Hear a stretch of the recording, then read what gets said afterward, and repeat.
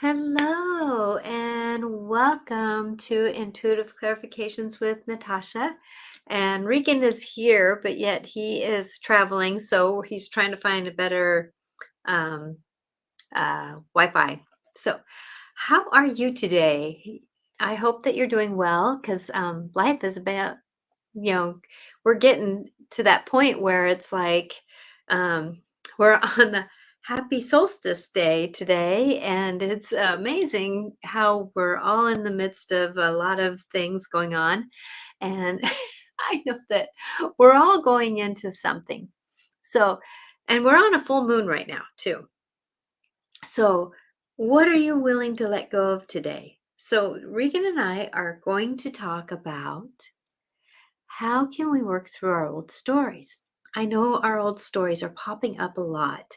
I've had a lot of conversations with a lot of people who are negotiating things. And Regan will be here. Like I said, he's driving. He's in the process. So I'm hoping that, I'll catch him up with what we're talking about here. But it's one of those things that what is your story telling you about you and your future? Today's day is that we're embarking on so much better.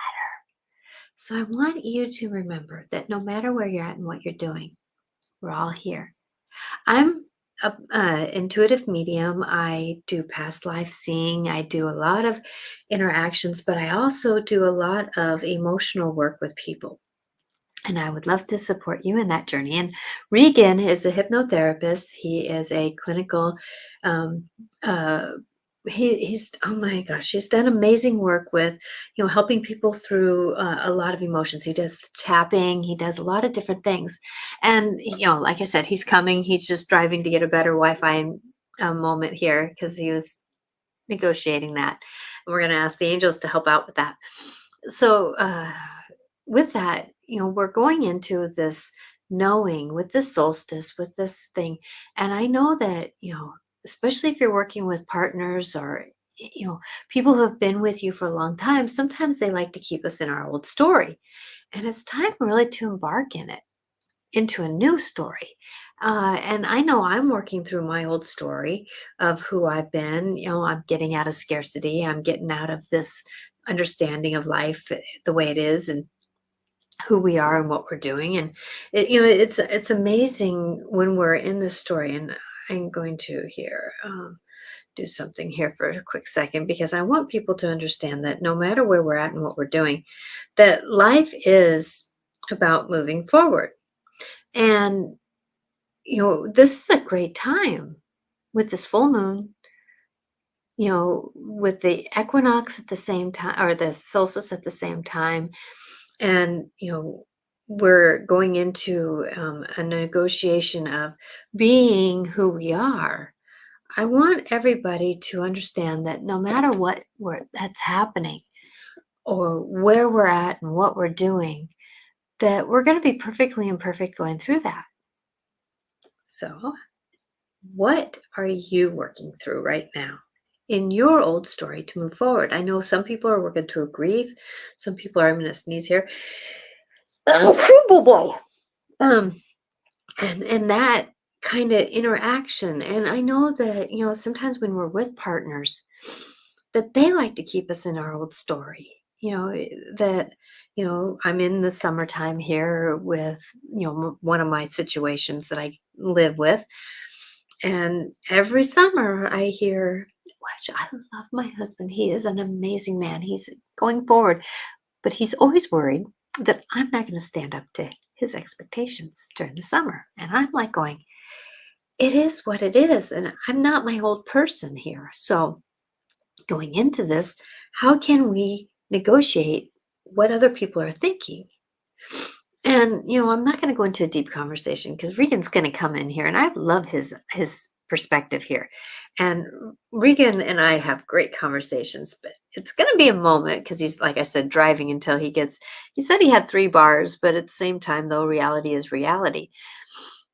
Going into who you are. So if you're watching here, I would really like it if you could put in what is some of the old stories you're working through.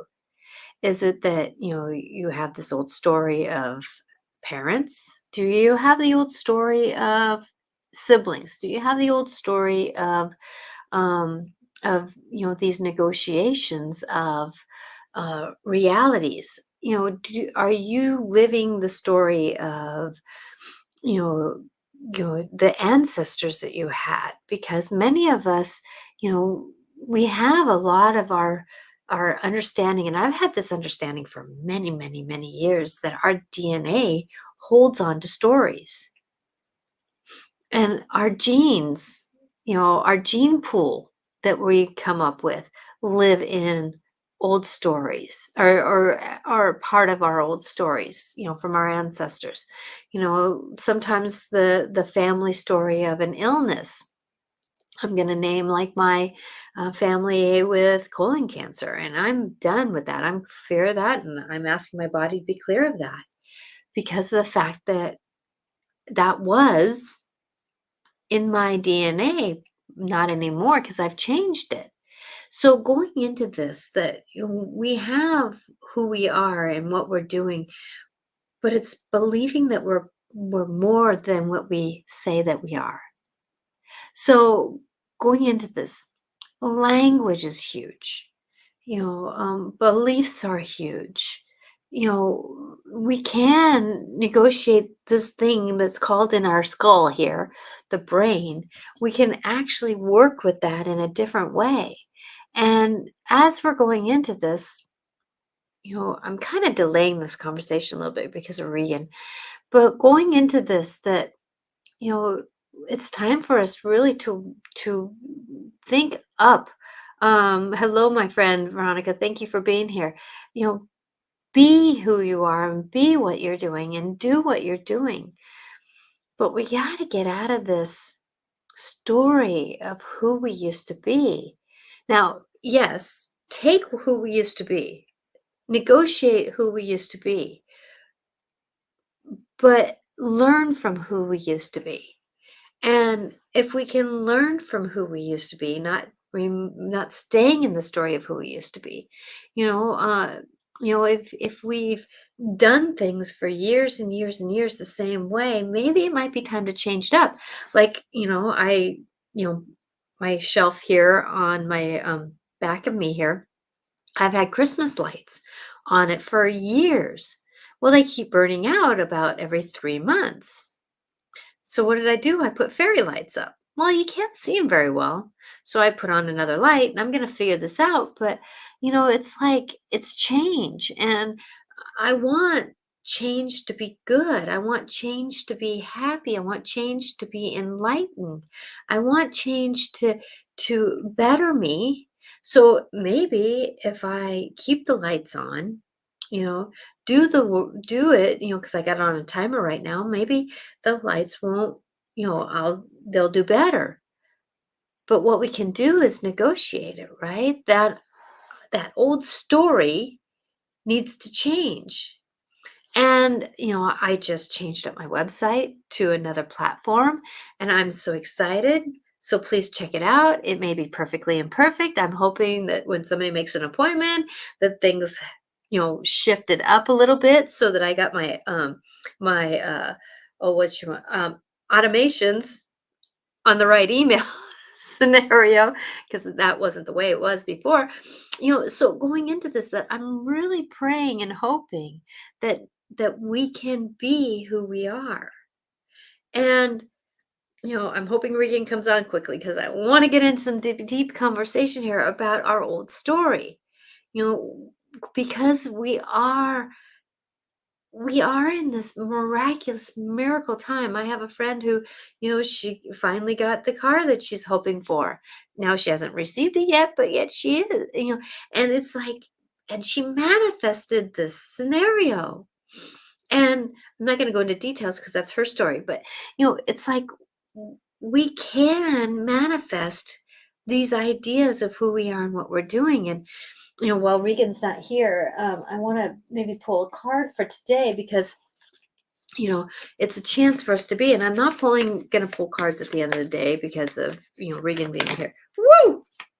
Well, that one just popped out, didn't it? The Grail Knight, romance, illusions, seeking the sacred. So, the Grail Knight, it's time for us to be in the moment of where we're at. This card has been popping up a lot lately, and that's the story. But it's that it's a six, so it's about getting into that deep home stuff, getting that enlightenment. But what is he doing? He is sitting and being, and that's the way to connect. Because I know a lot of people, and I even had to catch myself this last week about being or doing. I had to get done with the doing. It was the last week of a lot of things, and so I wanted to get done. So this week, I'm really getting my feet back into it. So, what can you do in your story to change it to be more prosperous and better? How are you communicating to yourself? How are you negotiating this self? And Regan is here right in time, my dear friend. I hope that's Hey, better for both of us. Can you see me this time? Can you hear me yeah, this time? I got four. Whoops, it just went to three. Got 4 bars. I'm in front of a liquor store right now. Ain't that the story? In case the show doesn't go well, I'll go in and get a beer or something. I love it. I love it. I love it. So I was just talking about how we can start changing our story, because Yeah, we've all had this miraculous, life that we've had, but many of us have had these like trip ups and stories and stories like parents going and friends going and neighbors going it's like we have all these other people in our heads and we're not finding our own story. yeah. Or we get stuck on one version of a story, and it's like cement in our mind, and it seems to not change. Um, you know, we talked about this before with neuro linguistic programming. It's a way of changing your story, where you agree in your mind, like your therapist or someone will say, hey, why don't you look at your situation differently? Because we all think there's only one road to the story, but there's all kinds of roads. And when you're stuck, the thing you have to ask yourself is, well, what would it be like if I just changed my story? Like if you got a neighbor you've been having issues with, all the time. And so now every time you see them as they're pulling out or something, you get a negative thing, or you want to, relive some kind of trauma from that neighbor in the past. Um, Even if you just so much as look at them and try to look at them as a soul with problems and realize, well, you want to kind of look at the situation and see, is it what part of this issue is your um, problem that you've added to, and what part is his. But if he's definitely got something wrong with him, then you just have to look at him a little kinder. It's like people that have been abused by a parent or something, and then they find out later in life their parents' backstory, about why, and they get to see, wow, that's why my mom was that way, because she was abused by her mom, Hmm. or and you look at the tough times, you go, wow, I can see why it was real hard for my mom. But for a lot of people, that change shifts their story a little bit, and they become, a little more, uh, have a little more empathy for their abusers. So Yeah, because that's what I was saying, that we carry a lot, some many times that we carry a lot of these stories in our DNA, in our gene pool, and in our, and I'm going to say that the brain has its own DNA and brain cells, and our body has its, and how do you change that up? Well, you do it by thinking different. You really have to think different, and our mind likes to go to the negative a lot.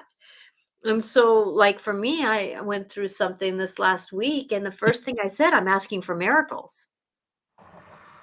You ask know, asking for miracles. I was asking for miracles. The first thing that came out of my mouth is, I'm asking for miracles.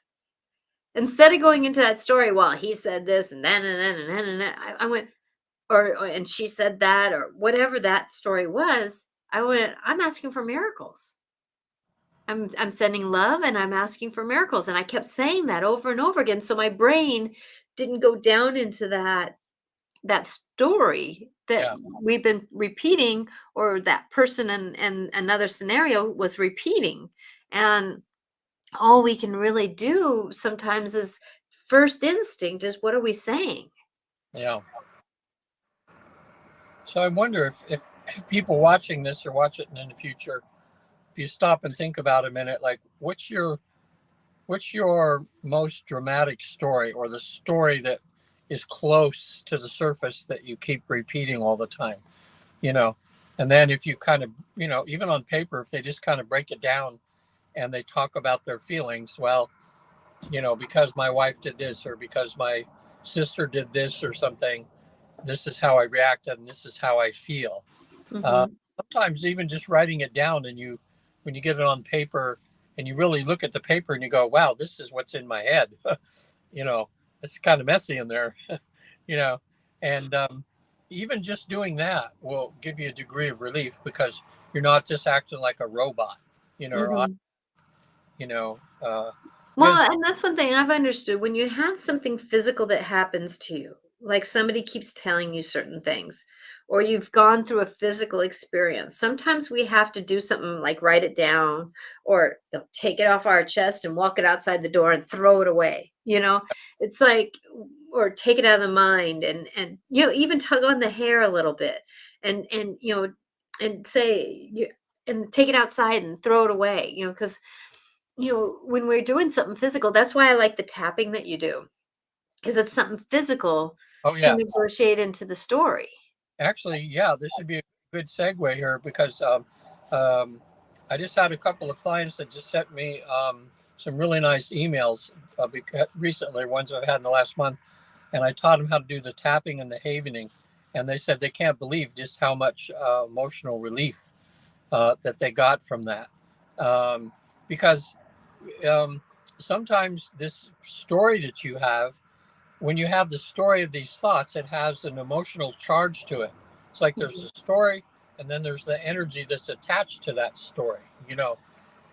For instance, some people, they get in an automobile accident, and for a few months, every time they're in the car, they're hyper vigilant. They're looking all over, like, because their body's saying, that energy is so much there from that accident. mhm, They're worried that's going to happen again. But as they deal with it, and over time, they find out that just softens, kind of goes away. mhm, And then you'll be thinking about that accident a few years later. Maybe it has goes up a scale of 1 to 10. It goes up like a 1 or 2, or hardly at all. So um, if you this issue that you have that keeps replaying in your mind, if you close your eyes and you think about it and imagine a needle, your subconscious will show you from 0 to 10, and just watch a little needle go up. If it goes past a 5 or 6, then you should do something about it. For sure. 7 or 8, of course. Or 9 or 10. Um, but learning, doing the tapping and the havening, um, you can learn this online. If you go to Google and you type in E like Edward, F like Frank, T like Tom, EFT, emotional freedom technique, or mhm, like you just recalled, that's what everybody calls it, tapping. um, there's videos online that'll teach you how to do it. I mean, it's I'll just quick here of tapping this goes to a certain part of my body. you know there's 3 around the side of the eye, underneath the nose here, underneath the eye. um, Gosh, I mean, they'll show you the parts, but just doing that just now, what I've done is I've disrupted those meridians, you know, mhm. and I've charged up that energy that's in there. So if they're stuck, it'll free you up, because that's what they call it, emotional freedom. Because when you tap on these things, that stuck energy that happened from that event, when you tap on these things, it releases that energy. And once the energy has been released, you'll think about the same issue, but you won't fall apart, or you won't get all, angry, And because that's what I like to do. I like to transform things. So when we're thinking about something and we're doing the tapping, and then it's releasing, it's a transformation. Because that's what I find is if I concentrate on letting it go, it never goes away. yeah, It Yeah. never goes away, but what we can do is transform it into a better thought. That's why I like to use the idea of, like that, we can stay in our story. Let's take a metaphor of a guy who's married to a narcissist. And that story is, well, they always talk to me this way. They always talk to me this way. They always talk to me this way. And they're down in the valley of their story. Well, if we can go into another layer and go up the hill and go, okay, what am I doing that's allowing that person to do that to me? Who am I when that person is telling me those things? Yeah. And so we So can, what's that? it's a motorcycle next. The guy just got some beer. Oh, you were calling in beer, weren't you? Yeah. See, that's one way of quieting down that thing that keeps repeating. But that's a negative way, you know. I mean, uh, that's why the drug and alcohol problem is so prevalent. Is we have so many of our stories we just can't hold it in our head anymore, and alcohol just numbs it down. You know, Yeah, so I can see why people do that, but we have to evolve. There he goes. I love that. We have to evolve to a certain point to where we fix ourselves in a good way instead of taking a something that's going to take you further down the rabbit hole. See, that's why Exactly. traditional therapy now is kind of not. Therapists are realizing that traditional therapy um, takes a long time sometimes for people to heal because every time they go in, they repeat those stories. It brings up those emotions again, and all it does is make it worse, or it just stays the same. They may slightly desensitize to it a little bit by telling it over and over and over and Mhm. over, but that can take years sometimes, for some people. But you do this, this tapping on these different parts of your body, and the energy breaks up from that, and then you'll think about it. You'll think about it, and it won't have that charge, and it's just surprises people. When I get rid of people's fears and phobias that way, like I'll have them close their eyes. They'll think of their phobia, of what they're afraid of. Like I had one client earlier this week. Was a young girl, and her mom, dad, and her little brother had all four of them in the room together there with me. And she was so young, but she was very suggestible. But at a young age, she's got this extreme fear of germs. It happened when COVID came, and she's only 8 years old, going to school with the mask and all this fear. And it just got cemented in her brain to be afraid of germs and everything, and afraid of deep water, like, ocean kind of stuff, and afraid of heights. There was like four phobias she had. And it's messing this little girl up because everywhere they go, she can't join the family, that way. Mhm. And so we tackled the deep water one because she said that was her biggest fear. And from Yeah, going, that was a past life. you think I could? Yeah, that's interesting because we talked about she was very suggestible, and the parents are maybe open to them coming with her and us doing a past life regression or something. She's old enough for that to understand. She's at the age of reason now, but I'm just trying to explain to her how she took on all this stuff because of all the fear of adults and everything. She has also a fear of flying, but her mom does also, and she thinks she's gotten that from her mom. Yeah. Uh, and you were talking about, DNA stuff, um, um, what made me think of that was I saw something on Gaia, and it was about this woman who had a heart transplant, and she had the heart transplant. All of a sudden, she's having and thinking and having the same emotional issues did that the person she got the heart from. Yeah. Saying that heart has a brain and a memory, just like the human brain, And so when people get so that's you figure if that's possible, it's certainly possible to be handed down in our DNA. Some Exactly, exactly. Because I know that I can understand that our DNA strand has the basics on all parts of our body. But you look at probably the scientists, and I'm not a scientist, I don't know that, this is just my intuition, that the brain has certain things that are a little bit different in that DNA strand. And the heart has a little bit different things in that DNA strand. And then the digestive system has its own signature in its DNA strand. So going into this, the feet, these different places have these different parts of our DNA strand. And so when you take, like, say, the heart out of one person and the heart into another, that has their DNA strand plus the heart's DNA strand. So what did the heart go through that process with the person? And because if that person who had the heart before went through a fear and flight thing, well, the heartbeat's different. So that changes the DNA of it, Yeah. right? Because it gets into stress. And so how does that DNA strand look a little different after that stress? Well, you can realign your DNA to be healthier.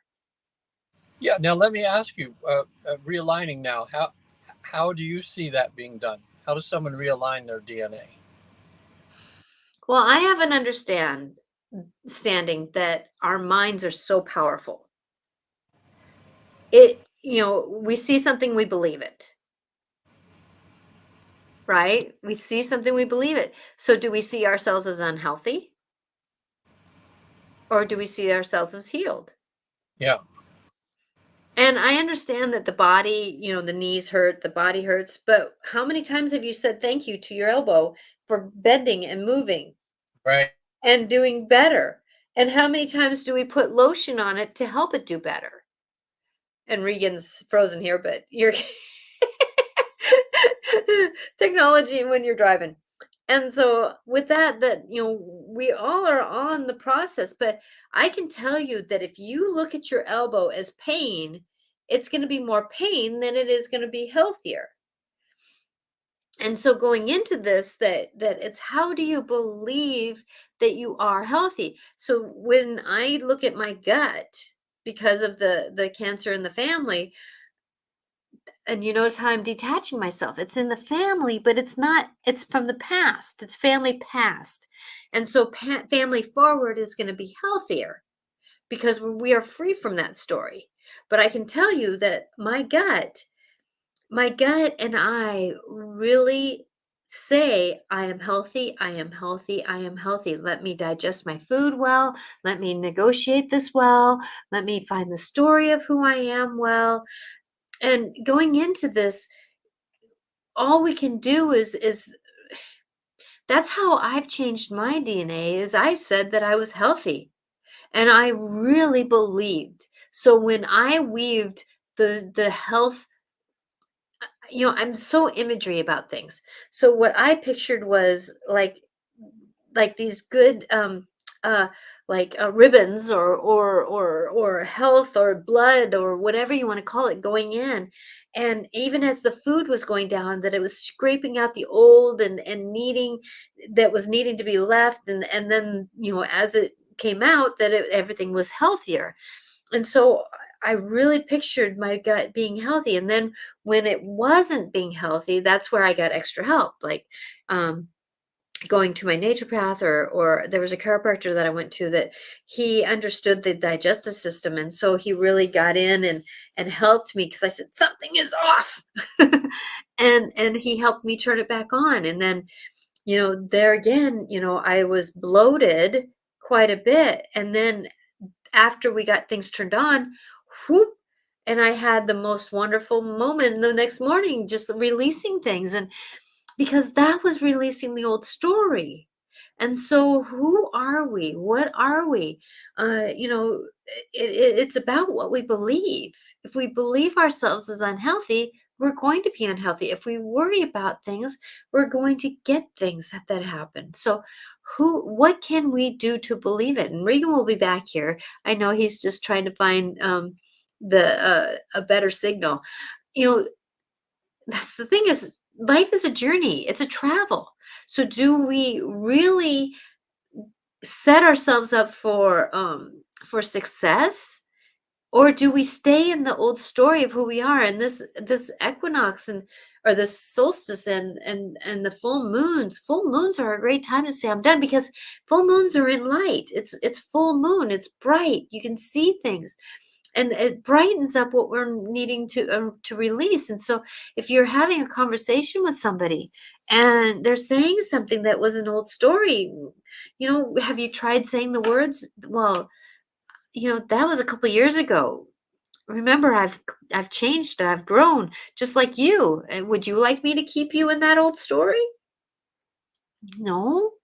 So, going into this, it's time for us really to believe that we have the ability to heal our old stories, but it takes practice. It takes motivation. It takes consistent thinking, because I know that when I would worry about the colon cancer, that I would tell myself, no, I'm done with that. I'm healthy. I'm healthy. I'm healthy.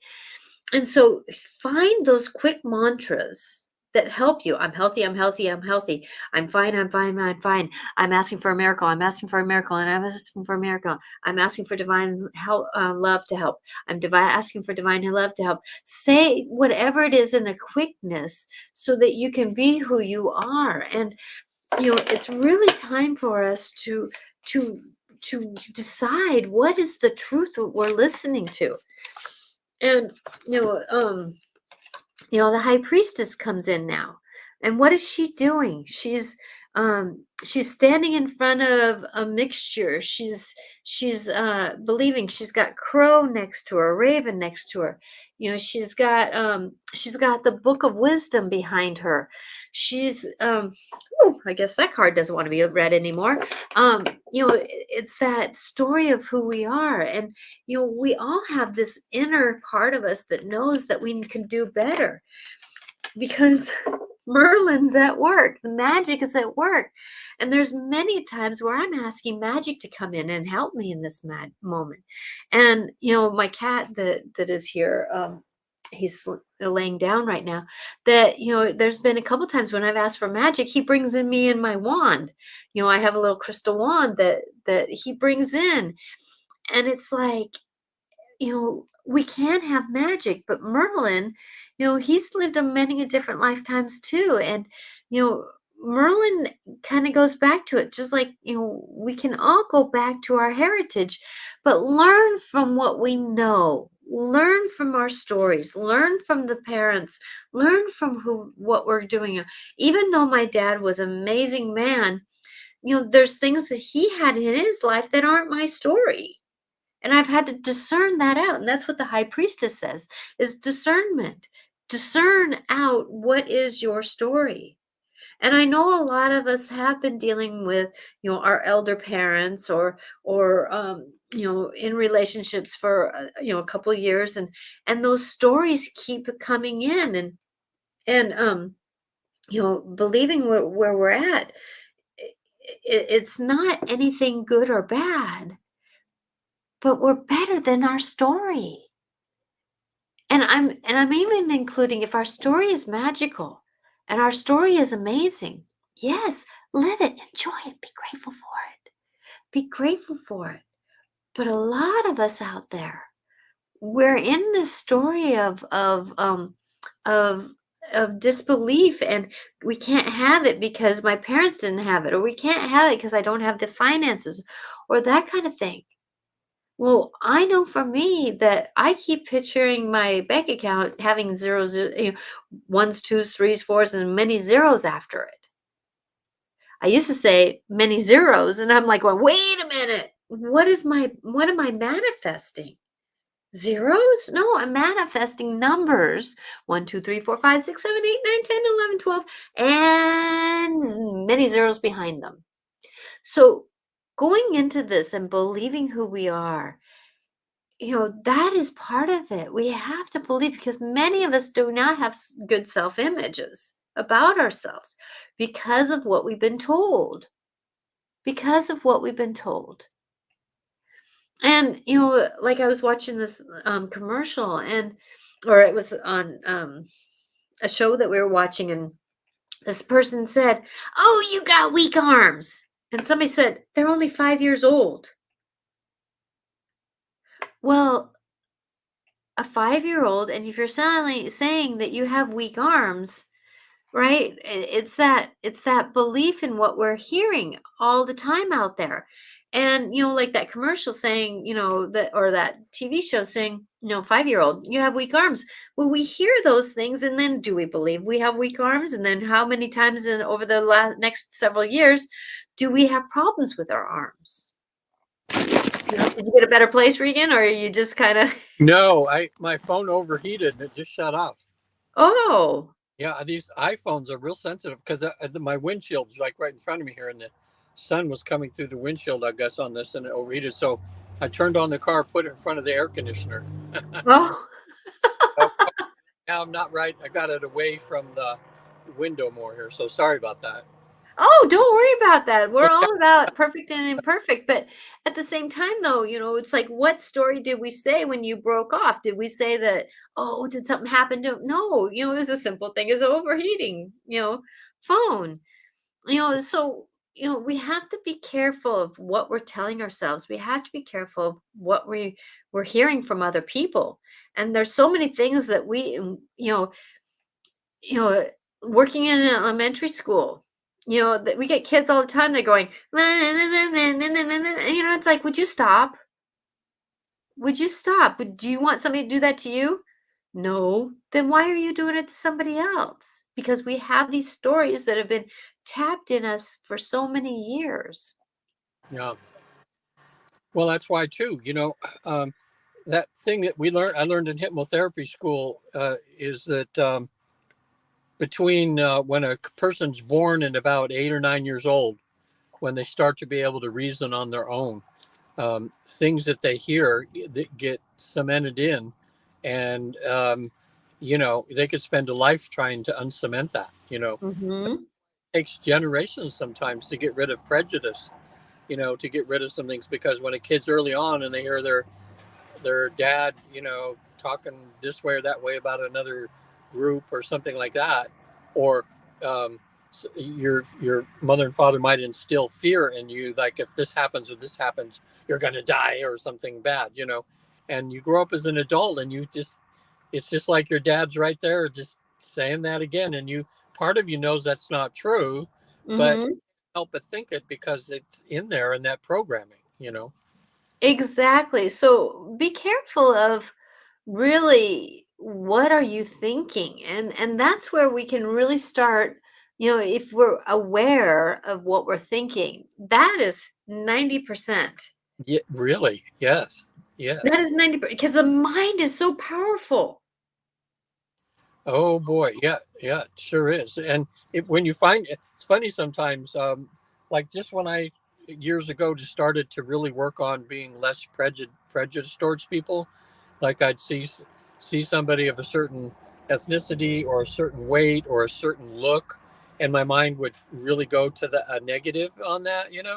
And once I started putting my mind on that, I realized how many times a day I do that, and I started not wanting to do that. So every time that would happen, I would just apologize soul to soul and say, okay, I'm going to do better next time. But it took a long time, and it still happens occasionally, but not like what it used to since I started being mindful of Hmm. what I'm thinking, that way. Yeah, So, 'cause yeah, sorry about that. It's one of those things, and that's where a lot of times I'm asking for divine healing on this, because sometimes the situation is bigger than me.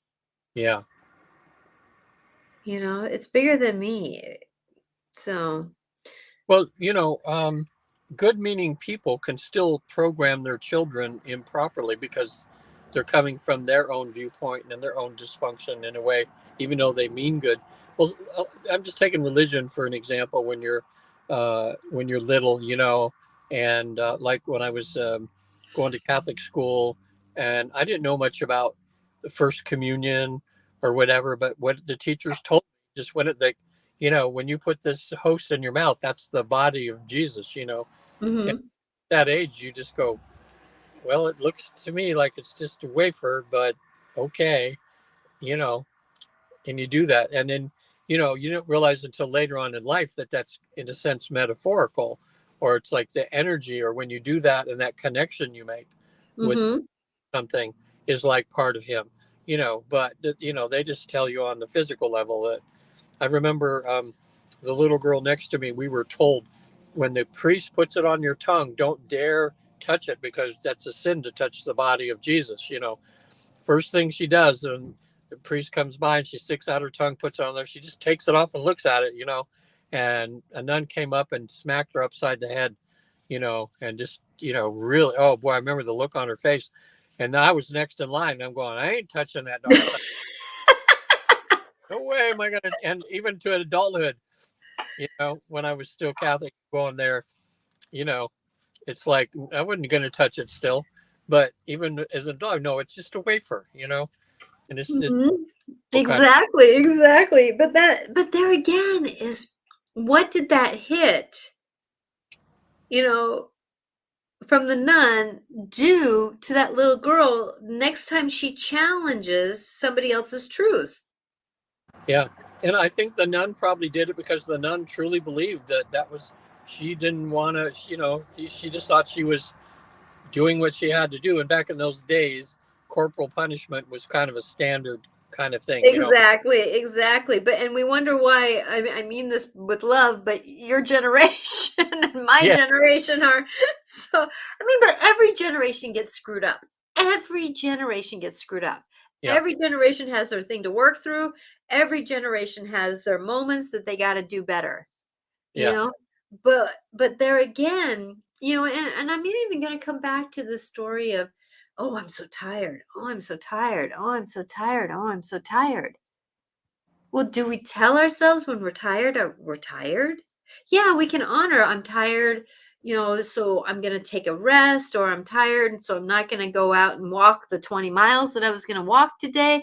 I may walk 5 miles, Yeah. you know, but what do we do when we're going through these things? But, like for a lot of times when I'm tired, what I do is I go, okay, and I take some deep breaths. I take some deep breaths. I kind of get up. I kind of, do some things to get myself so I'm not believing Yeah.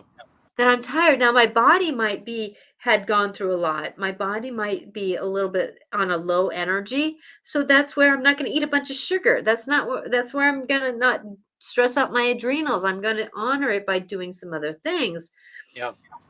But, there's a lot of these things that are woven through to our story, that how do we negotiate it? Because I know you've changed your story. I Yeah. know I've changed my Ah, story. yeah. And a lot of it came with the realization that a lot of the challenges, or what I used to consider really negative, awful things, are not so negative and awful, but they're just things that I chose to deal with in this lifetime so that I could move beyond them, like a teaching, kind of thing. Uh, Mhm. when I do this life between life process, where through the Newton Institute, where my clients go to the afterlife for a few hours and back, a lot of times they'll ask about their why am I having to do this? Why am I do that? And an angel will gently tell them, to says, well, you said before you went down you want to experience this, and that's what's happening because you could grow from it. And once we do that, we start, I don't know, we get off the pity pot really quick. And, I think as human beings, we kind of go into that pity mode for ourselves, at least to some degree. But then you start thinking about it for a minute and you go, wait a minute, what am I griping about? I signed up for this. Let's get to work here.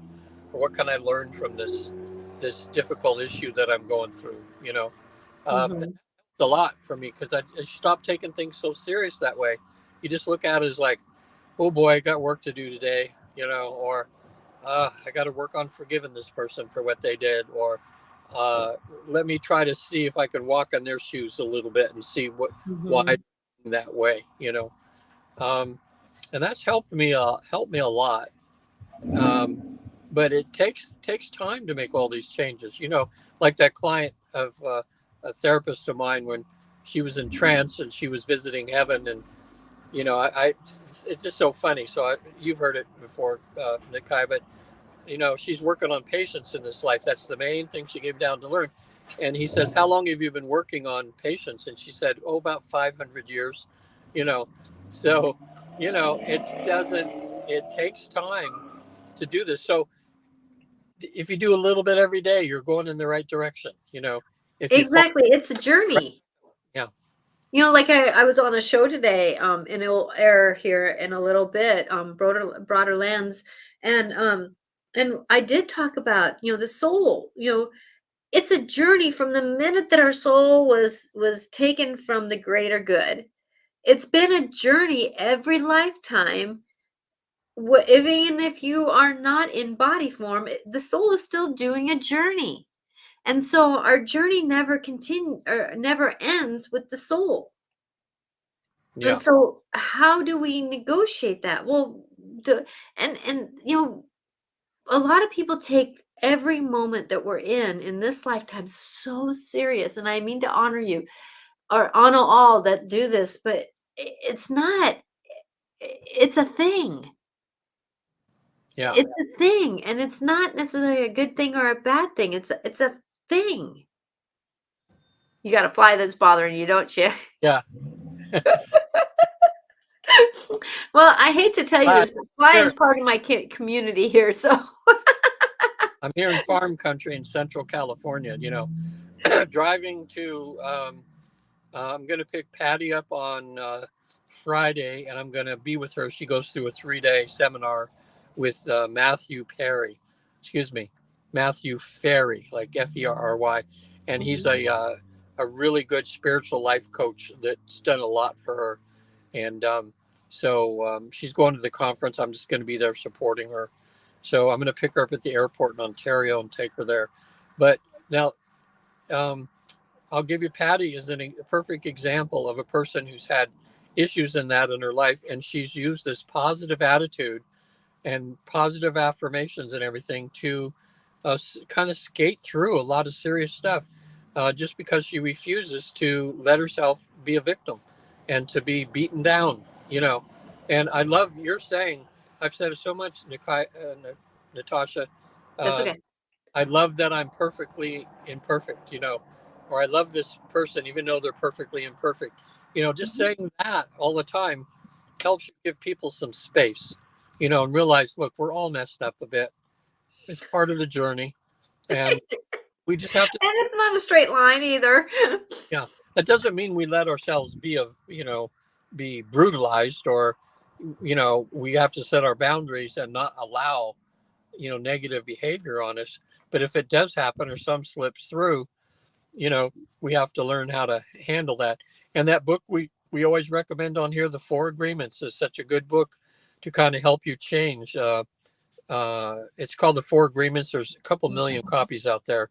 It's a short book, but the one thing that it teaches you to do, if you make the agreement to yourself to not to take um, what other people say about you, whether it's negative or positive, if you just are neutral about it, you're better off, because you got to realize that that's just somebody's opinion of you, good or bad, from coming from their life experience. It doesn't have anything to do with who you really are, you know. Um, so let's say if some other kids say, "Oh, you're ugly" or "You're stupid." I remember my little niece came home from school, and she was talking about this other girl that would came up and told her she was really ugly. And I said, "Well, that did that hurt your feelings?" And she goes over in the corner and she goes, "Look what I'm wearing. It's beautiful. No, there's no way I'm ugly." And I thought, wow, that was really a good way for her to do that. I know, because she felt beautiful, and she was wearing her nice dress and everything. And but Well, other kids, I get kids all the time that get told, "You're stupid," and yeah, he told me I was stupid. I said, "Are you? Am yeah, I? Do you think I am? I struggle with reading. Am I stupid? No. Are you stupid then? No. So why are you believing them? I don't know." yeah, good. That's what we need to teach our kids.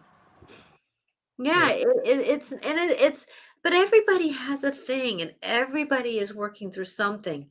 And I really would like to offer people that, we are in this dance of life, and we really can't take it seriously. And I mean, I know that a lot of people have had trauma in their life, and I want to honor that. yeah, Come from families where there's a lot of uh, you know, people are beaten up, raped, beaten up, child trafficking. I've known a couple people who have had to go through child trafficking, and and those are the stories that are really the hardest to get through. Yes, we can, and we have to decide, as a human that we are we going to be the victims that we are? Or are we going to choose to rise up out of victimhood? And I know for me, I've, in past lives and in this life, I've struggled with, not always being taken, um, looked at in my better light, from other people's perspectives. And I've had to decide that's theirs, not my story. That's theirs. But it's taken some practice to go, la la la la la la la la la la in my head, to say that no, I'm not going to listen to you. I'm not going to listen to you. Now we have to remember that truth is a very wobbly thing. There's so many truths out there. But Yeah. whatever makes you feel better, and discern who's telling you that you're doing better. You know, this Regan and I are just giving perceptions. We're giving you insights. Find your truth through what we're saying, right? Because it's your turn to really decide what is your truth. But I know that, doing these mantras and thinking as positive I can. And it doesn't mean that I'm not looking at my dark. When I say look at your positives, it doesn't mean that life isn't happening. But like when something happened in my life, the first thing I said was, I'm asking for a miracle here. I was honoring that something did happen, but I wasn't going to go down that rabbit hole. Yeah. Well, it's funny. I've had some realization. Like, I mean, sometimes I have a client and they have which to me appears to be a very obvious. In other words, they had a trauma or something that happened way in the past, and you're thinking, well, that was 20 years ago. That doesn't even have a shadow of a chance of happening again. And so why is it here, there, and everything, And my logical mind is just, in part, he just wants to say, just okay, you don't want to have that problem anymore. Just don't have it, you know. And then something happened to me. I'm trying to remember what it was. It brought something back up from the past, and here I am feeling all depressed and all that, and my conscious mind's going, wait a minute, that's stupid, why are you doing that? But I'm going, here I am, and I'm doing it. And it took me about 2 days to get out of that funk. So it gave me more, it kind of was setting me straight again about having more patience with my clients and stuff, and realizing why, you know when they're depressed and stuff like that, sometimes they just can't, snap their fingers and be out of it. No, and that's why I call it a journey. Yeah. It's a journey. And I know for me, I've dealt with depression, I've dealt with darkness, I've dealt with that, moments, but though they're there to see why are we here? Well, why am I so low right now? Oh, I haven't eaten very well, have I? Oh, I haven't slept very well, have I? Oh, I haven't talked to myself very well, have I? Oh, I'm going through a lot of stress right now, and my nervous system is really feeling low. Because our nervous system doesn't realize what's positive and what's negative. It gets information. It Yeah. gets information, and the feeling of a good thing and not so good thing have the same vibration to our nervous system. And so going into this, that's why I like the mantra, I'm safe, I'm safe, I'm safe, in spite of it. I'm safe, I'm safe, I'm safe in spite of it. And when I say that, then I know that no matter what's going to happen, I'm safe. And it's not thinking that things are going to be, peachy green and all that. No, but it's like I want things to be better than not. And I know that my perception helps me at least get up, gets my own fingers under my armpits, and picks me up and moves me forward, instead of being in the Yeah. moment, that down, and it's okay to be down, but don't stay there. Yeah. Um, there's a big place in Northern California, then they specialize in people with depression. And the first thing they do when people come in is they have them do a whole list of what their weekly diet looks like. Mhm. And without giving anybody pills or doing anything, about 35% of the people came with depression. They were able to reverse that by changing what they ate. You know, No, so isn't that amazing? yeah, I mean, it was huge that way. There's just certain foods will cause, certain disruptions in your body and cause depression. So, Mhm. um, and like Patty's reverse, she was pre-diabetic, so she gets a glucose machine, and she just, like she does, she doesn't panic about it, and she says, I can take care of this." So over 3 weeks, every time she ate something, an hour later, she would take give herself the little needle and look what and see how her blood sugar was. And she quickly learned the things that spike her blood sugar, things that surprised her, some of it.